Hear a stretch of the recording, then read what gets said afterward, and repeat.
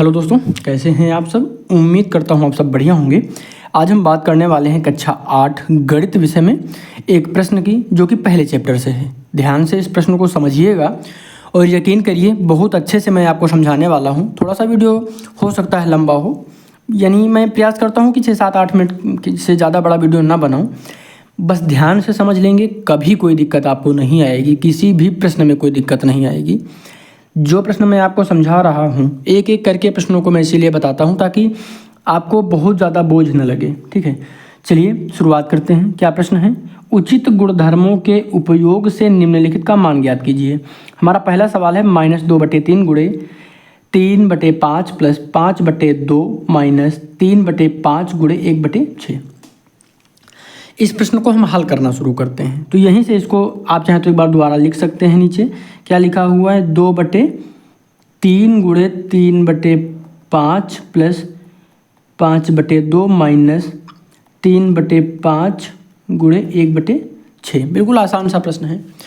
चलिए इसको आगे हल करते हैं। अब यहाँ पर हम इसको क्या कर सकते हैं? देखिए, गुणा में जो संख्याएं रहती हैं तो ऊपर यानी अंश की संख्या से हर की संख्या से अंश को हम काट सकते हैं। ठीक है, तो 3 से ये 3 कट जाएगा। ठीक, अब प्लस में नहीं कटता है, माइनस में भी नहीं कटता है, लेकिन यहाँ पे गुणा लगा हुआ तो ये आपस में कट सकता है। 3 से काटेंगे इसको, 3 × 1 = 3 और 3 दूनी 6। जो बचा हुआ है उसको नोट कर लीजिए।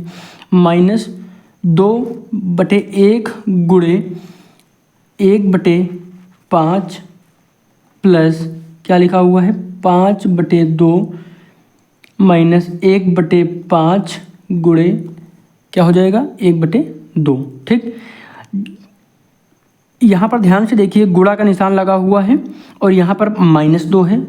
गुणा के निशान में जब कोई परिमेय संख्या होती है तो अंश अंश का गुणा होता है, हर का गुणा होता है। तो यहाँ पर -1 से जब गुणा होगा तो क्या हो जाएगा?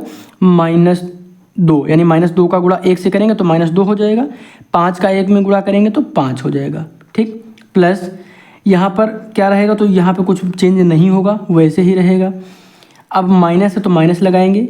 1 एकम ऊपर क्या हो जाएगा? 1।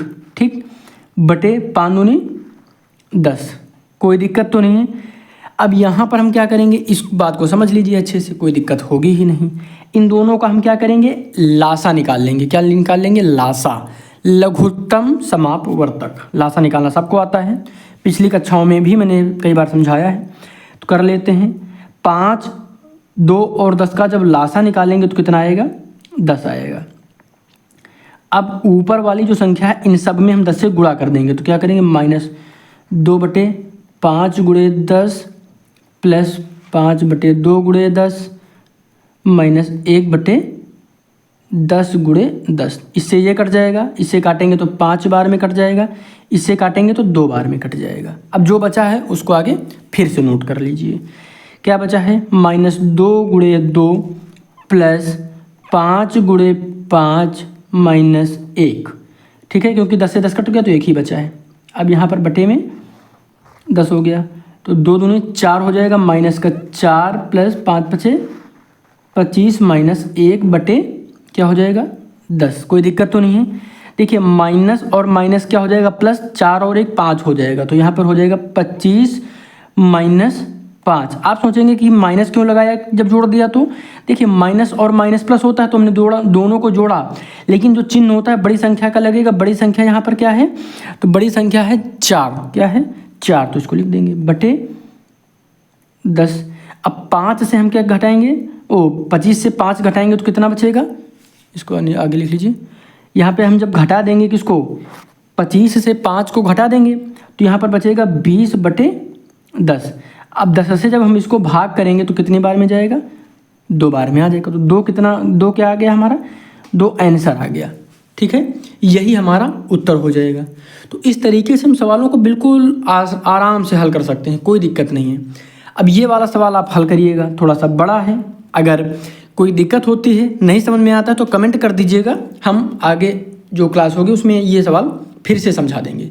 ठीक है, चैनल पर नए हैं तो सब्सक्राइब करिएगा, शेयर करिएगा। धन्यवाद।